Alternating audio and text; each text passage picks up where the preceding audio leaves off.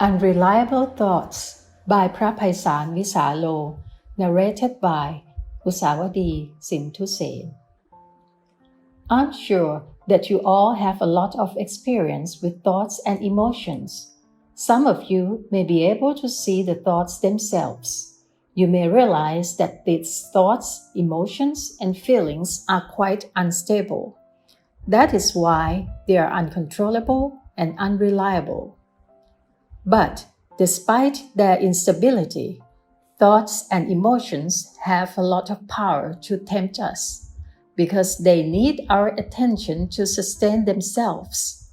Without our attention, thoughts and emotions just fade away. They need your attention. It is the only requirement for their survival. It is as if thought has a life of its own.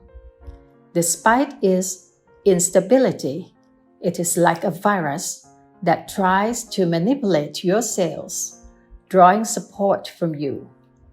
If you are not aware of such nature of thoughts and emotions, you can be easily tempted and deceived by them. They try to lure you, saying, "Hey, I'm you." My thoughts call me, saying, "I am Paisan, I am yours. So you should take care of me." Sometimes I am tempted to take them to be my belongings because they are very smart thoughts, very intelligent thoughts. I would like to grasp them, but you have to be careful not to rush and grab them. Do not believe them so quickly because they are unreliable, especially the unintentional ones. We cannot even believe the good thoughts, for they can play tricks on us too, if you are not mindful enough. There is a story about a person who enjoyed drinking and tried to give it up, but failed. Every time he passed the bar on his way home, he couldn't resist his desire. He was tempted to go inside and have a drink. He tried to resist many times but failed. One day, he was determined that he would not fail himself anymore. So he prayed to the Buddha, to the Dharma, to the Sangha, and to all other deities after he finished his job in the office. He felt quite strong after he had asked for help from everyone to increase his willpower. When he approached the bar, the temptation arose, but he tried to deny it. No, this time no. But on his first step in front of the bar, a thought arose. "Hey, why don't I have a last drink?" No, I can't," he said to himself. On the second step, "Hey, it's okay. Not a full cup, only half a cup." "No," he said, and he proceeded. The bar was not very big, but those few moments seemed to last a very long time. Then another thought came up. "Okay, 1/4. "Better not," said a voice in his mind. Suddenly his friend in the bar called, "Hey, come." Again he refused. But then he thought, "Hey, it will break the friendship if I refuse his offer." But he was still determined not to drink. Thoughts of every rationale you can imagine flashed through his mind. Nevertheless, he finally passed the store. "I have done it. I am the winner." He was suffused with a sense of victory. Suddenly, a thought came up. "Hey, let's celebrate the victory." Finally, he turned back to the bar. From this story, you will see that thoughts can trick us so easily. They are very rational and can turn even victory into disaster. We should not believe them but try to see them so we do not fall into that trap. That's why mindfulness is very important even in daily life. Every year, many old women would come to see Ajahn Chah, a great master in northeastern Thailand, and asked his permission to stay at the temple because they had quarreled with their husbands. Everybody said, "I'm going to stay here for life. I will not go back home anymore. I'm fed up with my husband. I am disenchanted with a household life. Please allow me to stay and practice with you."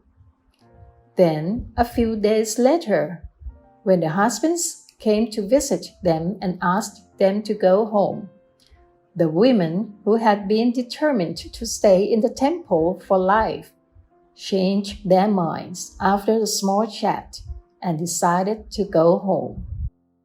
Even strong, powerful, and quite determined thoughts can disappear or wear out after a few days passed. You may have noticed that you have a lot of good thoughts or ideas during the practice. I want to do this, I want to do that. After I go home, I will do this, I will do that. But if you do not jump into that thought or idea and just see it and ignore it, after a few hours or a few days, you will find that the thought becomes weak and is not as interesting anymore. When you have a beautiful or a great idea, you need to remind yourself, "It's not sure." This is the third mantra I'll give to you. The first two mantras are, "Never mind," and "That's the way it is." Now, the third one is "not sure," or "Is that so?" If you reach some conclusion about someone, for example, "This guy is very bad," "This girl is unfaithful to me," "This guy is deceiving me," or "This guy is very good, he is very generous," you should say the mantra to yourself, "Is that so?" or "Is not sure." If it's a real thought, a real judgment, and the right conclusion, it will last. Otherwise, it will waver and weaken. So try to see thoughts as they really are, unstable, uncontrollable, and unreliable. Unless they are born out of wisdom or mindfulness, they are completely unreliable. This is just the first step of insight into the nature of thoughts. During the practice, you may reach this understanding, and later you will see the deeper characteristics of thoughts and emotions. Luangpor, my master, repeats many times, "They are impermanent. They are unsatisfactory. They are not self." Even happiness, pleasant feelings, all the bliss from meditation are ultimately unsatisfactory. After you have been absorbed by joy for a while, you'll feel that it is not enough. You want more. If you attained the first absorption in the first few days, you'd feel very happy. But later, you'll find that you want more. You want the second absorption. You want more and more, because your level of happiness has increased. You need more happiness to satisfy your new higher standards and expectations. It will never end.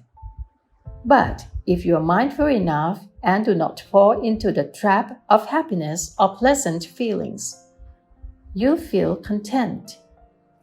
You'll have contentment. You'll know what self-contentment, modesty, and moderation mean. Moderation is possible only for those who have mindfulness. Otherwise, you just need more and more, and it will never end. The last characteristic of thoughts is selflessness or no self, which is very important. You may be able to understand this when you see that the thoughts you have are not really yours. If you are mindful enough, you will see that this is not my thought, this is not my emotion. But without mindfulness, you tend to grasp it, taking it as your own. We are likely to take it to be me, to be mine.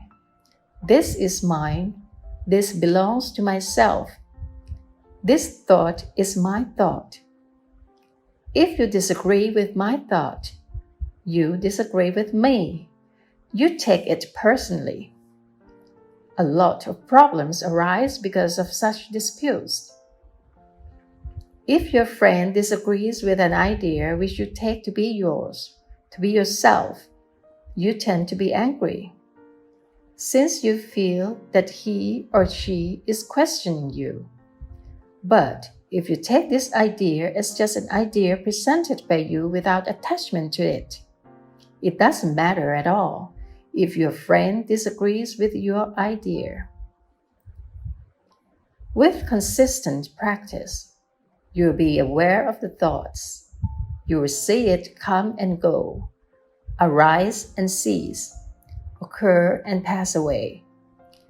If you try to grasp or maintain good feelings or present emotions, they will resist your attempt. You will realize that they are uncontrollable and not yours. They cannot be yours. If you have this insight, you will understand why we cannot and should not believe our thoughts, because they just come and go. They have no self. But you don't need to rush or try to have such insight. If you repeatedly take notice of your thoughts, you know them and are aware of them. Then the insight will come by itself. The nature or the characteristic of thoughts and emotions, or all mental states, will be apparent to you. That's why the Master says, the truth will reveal itself. Our job is to obtain and sustain awareness. So just stay aware, and the process will lead you to the truth.